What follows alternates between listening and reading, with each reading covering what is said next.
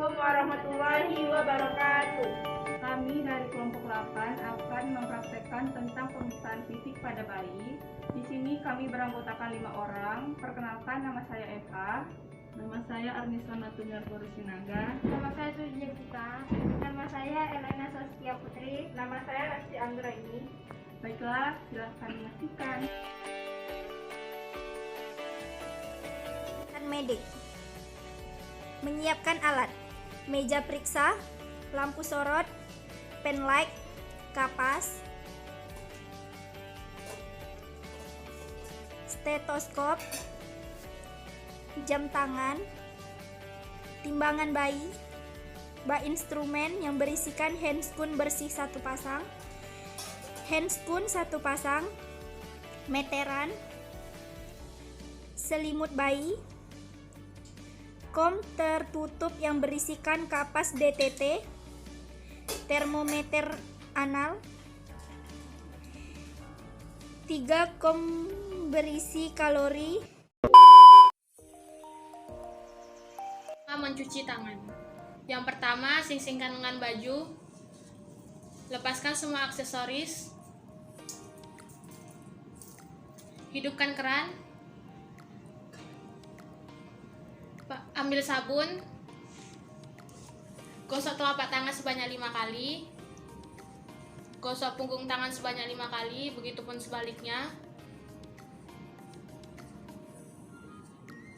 gosok sela-sela jari sebanyak 5 kali, gerakan mengunci,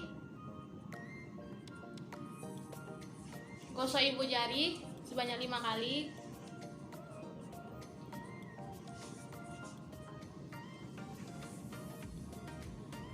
kemudian gosok kuku-kuku jari sebanyak 5 kali dengan gerakan memutar. Lalu bilas dengan air mengalir dan lap dengan kain bersih.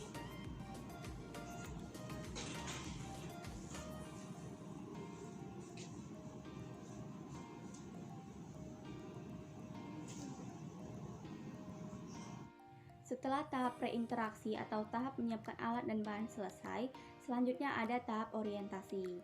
Nah, pada tahap orientasi ini, seorang bidan akan mengucapkan salam dan memperkenalkan dirinya terlebih dahulu kepada pasien. Selanjutnya, bidan akan menjelaskan tujuan dan prosedur tindakan yang akan diberikan kepada pasien.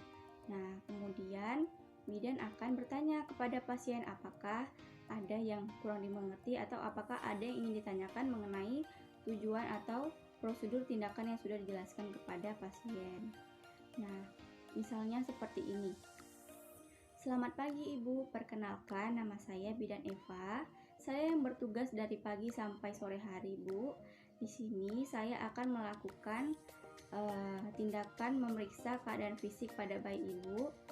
Tujuannya untuk mengetahui keadaan fisik bayi Ibu apakah dalam keadaan normal atau baik-baik saja atau keadaan bayi Ibu memiliki kelainan ataupun gangguan. Nah, prosedur tindakan yang akan kami lakukan adalah kami akan memeriksa bagian tanda-tanda vital pada bayi Ibu. Selanjutnya kami akan memeriksa bagian kepala, bagian mata, bagian hidung, bagian mulut, bagian telinga, bagian leher sampai ke bagian kulit bayi Ibu.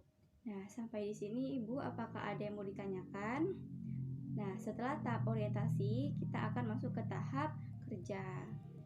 Tahap kerja, mengkaji tentang identitas bayi. Lihat apakah bayinya prematur atau tidak untuk menentukan tindakan selanjutnya. Memastikan suhu ruangan tetap hangat dengan menggunakan lampu sorot. Mendekatkan alat ke pasien. Menutup sampiran untuk menjaga privasi. Menyiapkan alat pelindung diri. Mencuci tangan sebelum melakukan tindakan.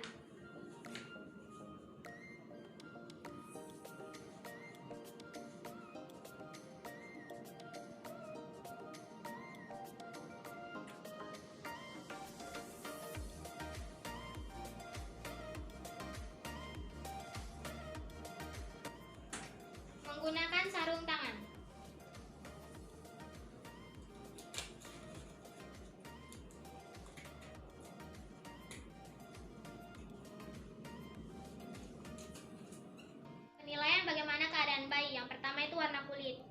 apakah seluruh kulitnya pucat, kemerahan dengan ekstremitas biru, atau seluruh kulitnya kemerahan.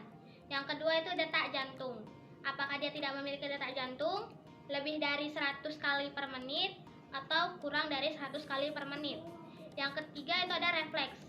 Apakah dia tidak bereaksi atau tidak bergerak sama sekali, atau sedikit gerakannya, kemudian apakah reaksinya melawan atau tidak. Selanjutnya itu ada tonus otot. Apakah dia lumpuh, ekstremitas fleksi sedikit, atau gerakannya sangat aktif. Yang keempat itu ada pernapasan. Apakah nafasnya normal atau tidak bernapas ataupun nafasnya lambat. Memeriksa tanda-tanda vital bayi. Memeriksa suhu bayi, letakkan termometer pada aksila bayi, tunggu sampai 5-10 menit. Menghitung jumlah pernapasan, ekspirasi dan inspirasi dalam 1 menit, lalu dicatat. Lalu menghitung laju jantung dengan menggunakan stetoskop tepat di atas jantung bayi selama 1 menit. Normalnya itu 120 sampai 140 mmHg.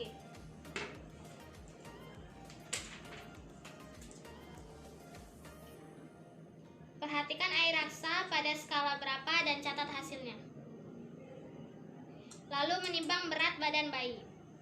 Skala timbangan pada bayi tepat di angka 0. Letakkan bayi pada timbangan dan lihat skala pada bayi, pada timbangan. Dan catat hasilnya.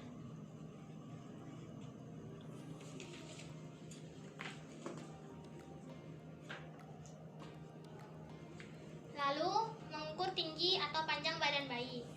Persiapkan meja datar, letakkan bayi pada posisi ekstensi. Letakkan bayi pada garis tengah alat ukur. Bila alat ukur tidak ada, pakai meteran atau metlin, dan letakkan meteran tepat di tengah. Luruskan lutut bayi secara lembut. Pengukuran dimulai dari ubun-ubun kecil sampai tumit kaki bayi.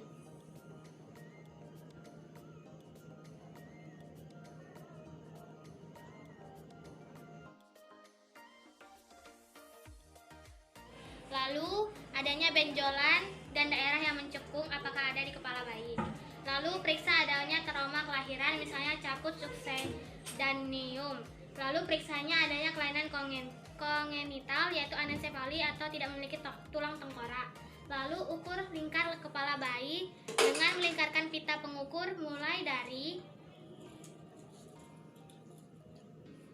dari pertengahan frontalis hingga ke tulang atas telinga, lalu occipitalis hingga kembali ke frontalis.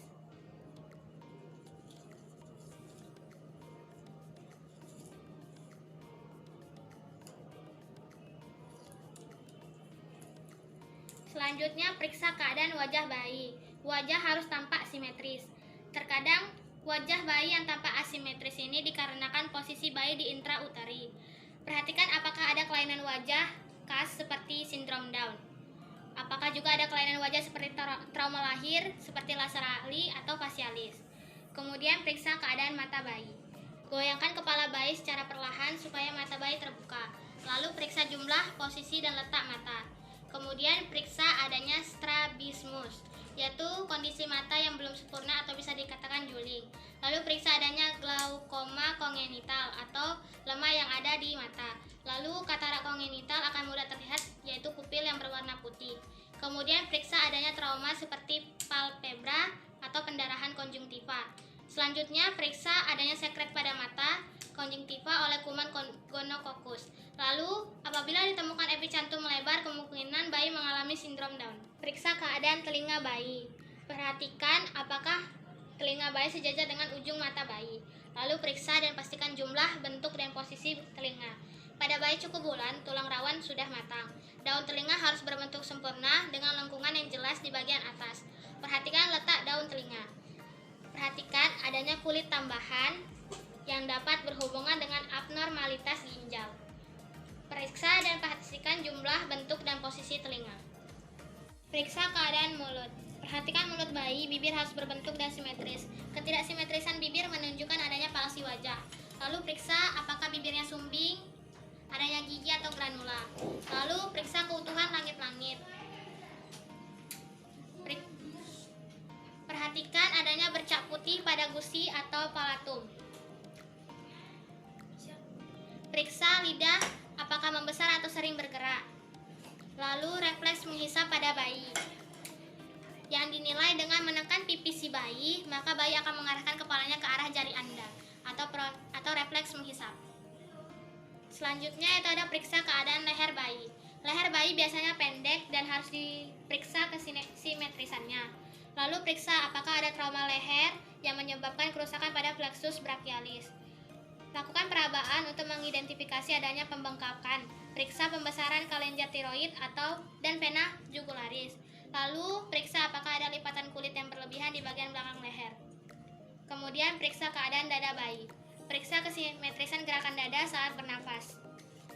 Lalu mengukur dada bayi.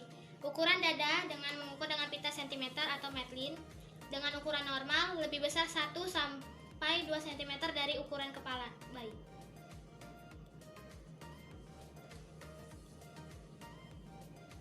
Perhatikan puting susu bayi, bunyi nafas dan jantung dengan menggunakan stetoskop.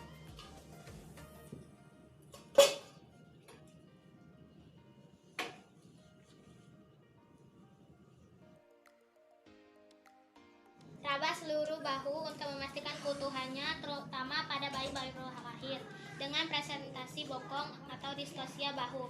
Periksa kemungkinan adanya fraktur. Kemudian periksa tangan bayi. Kedua lengan harus sama panjang. Periksa dengan cara meluruskan kedua lengan ke bawah.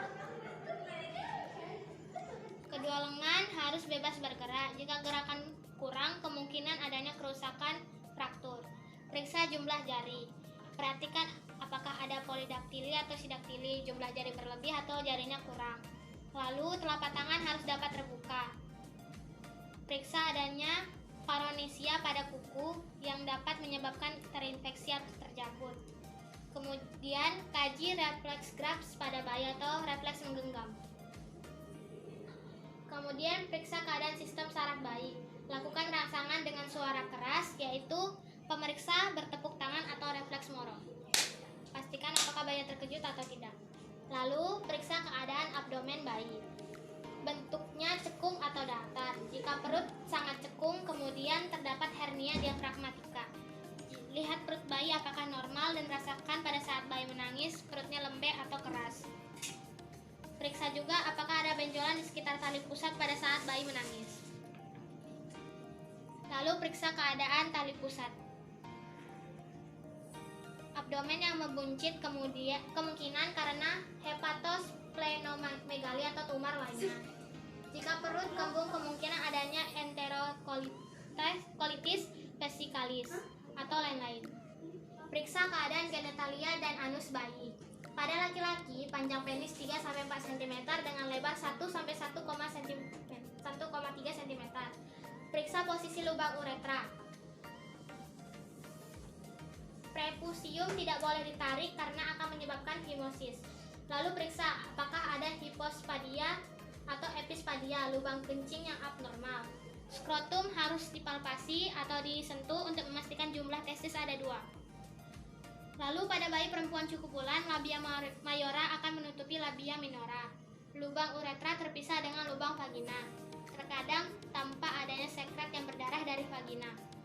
Hal ini disebabkan oleh pengaruh hormon ibu. Periksa keadaan tungkai dan kaki bayi. Yang pertama, periksa kesimetrisan tungkai dan kaki. Periksa panjang kedua kaki dengan meluruskan keduanya dan bandingkan. Yang kedua, kedua tungkai harus dapat bergerak bebas. Kurangnya gerakan berkaitan dengan adanya trauma, misalnya fraktur dan kerusakan neurologis. Yang ketiga, periksa adanya polidaktili atau sidaktili pada jari kaki. Periksa keadaan anus dan rektum bayi. Yang pertama, ada tidaknya anus dengan cara colok dubur. Yang kedua, periksa adanya kelainan atresia ani. Kaji posisinya, biasanya mekorium secara umum keluar pada 24 jam pertama. Jika sampai 48 jam belum keluar, kemungkinan adanya mekonium flux syndrome, megakolon atau obstruksi saluran pencernaan. Lalu periksa keadaan punggung bayi. Yang pertama, periksa spina dengan cara menelungkupkan bayi. Cari adanya tanda-tanda abnormalitas seperti spina bifida, pembengkakan, lesung atau bercak kecil, berambut yang dapat menunjukkan adanya abnormalitas medula spinalis atau kolumna vertebra. Periksa keadaan kulit bayi. Yang pertama, periksa adanya ruam dan bercak atau tanda lahir. Yang kedua, periksa adanya pembengkakan. Yang ketiga, perhatikan adanya vernik caseosa. Yang keempat, perhatikan adanya lanugo, jumlah yang banyak terdapat pada bayi kurang bulan. Yang kelima, pastikan bayi selalu dalam keadaan kering dan bersih. Yang keenam, menanyakan pola eliminasi bayi baru lahir. Yang ketujuh, merapikan pasien.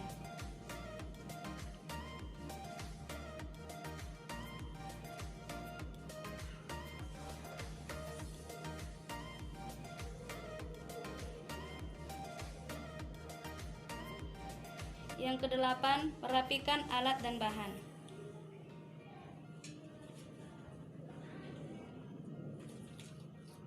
Yang kesembilan, melepas sarung tangan dalam keadaan terbalik. Yang kesembilan, mencuci kedua tangan dan keringkan dengan handuk bersih dan kering.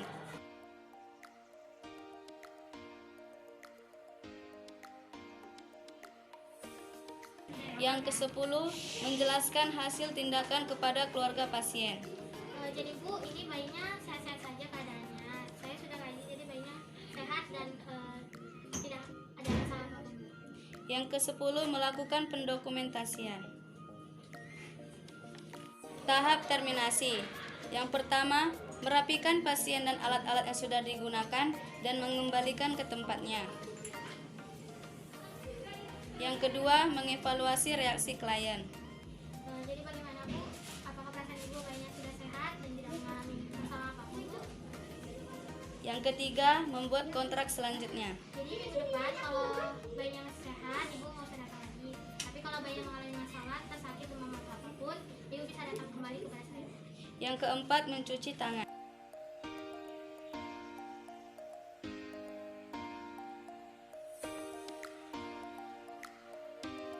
Dan yang kelima, mendokumentasikan hasil pemeriksaan.